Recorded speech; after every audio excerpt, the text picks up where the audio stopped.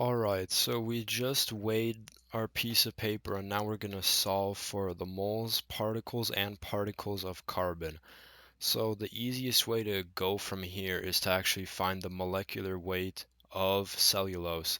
So the way we're going to do that is we're going to find 1 mole of cellulose and what that is equal to. And so we're just going to logic our way through it. I'm going to try and make this video more streamlined and talk less so it's shorter.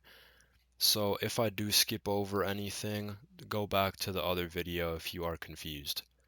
Anyway, 1 mole of cellulose is equal to 6 moles of carbon, 10 moles of hydrogen, and 5 moles of oxygen. And we know this because we know the molecular structure or molecular formula of cellulose. So then all we need to do is substitute in moles of carbon, moles of hydrogen, moles of oxygen, and if we go to the periodic table of elements, the molecular weight of an element is its gram per mole. So we know that 1 mole of oxygen is 16 grams. So then we're just going to multiply that out and we get 162 grams is equal to 1 mole of cellulose.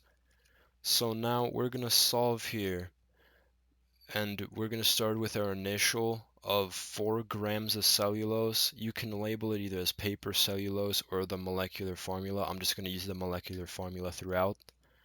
So anyway, we're starting with 4 grams and then we're going to convert to moles. Similarly as if we have 3 inches and we want to convert it to feet using a unit conversion.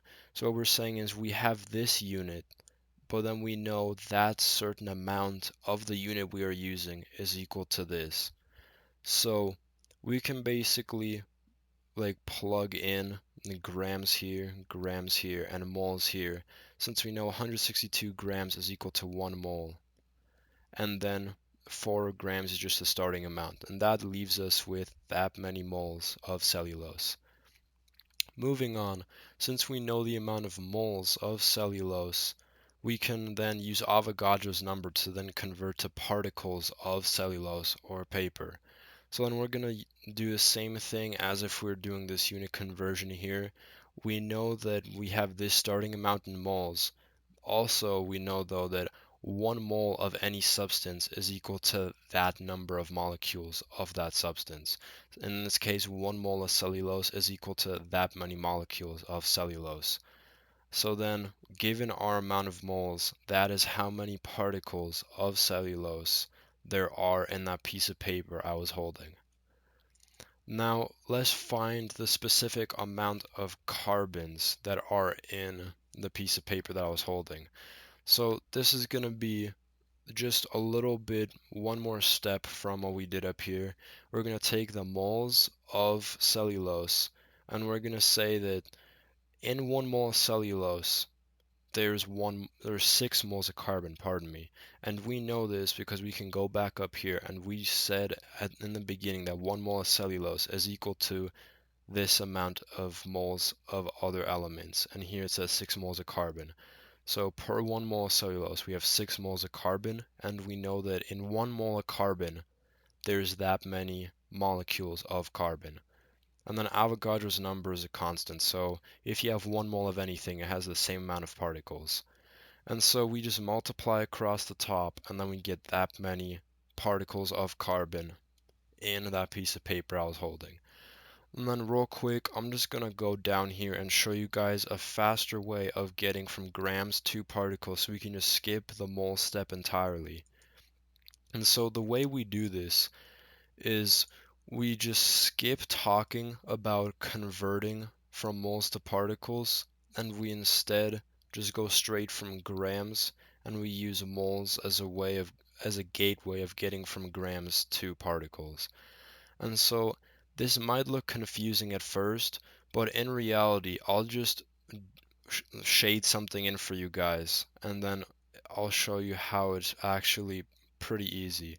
So what I just did, I crossed out the number of moles we started off with, and if we connect this back up to here, that is exactly how you would go from grams to particles of cellulose without stopping to see how many moles you have.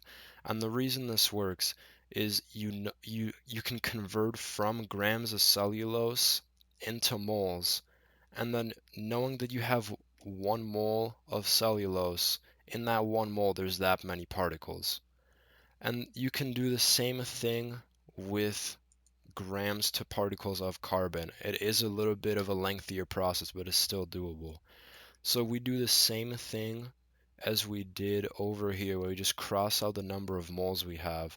Then we can connect this piece up to here, and we have the same unit conversion down here as we would if we would connect this whole big thing together. And if this doesn't make sense, it's okay. It's just necessary for you to know how we can get from grams to moles, then moles to particles, and then moles of cellulose into particles of a specific part in that molecular formula.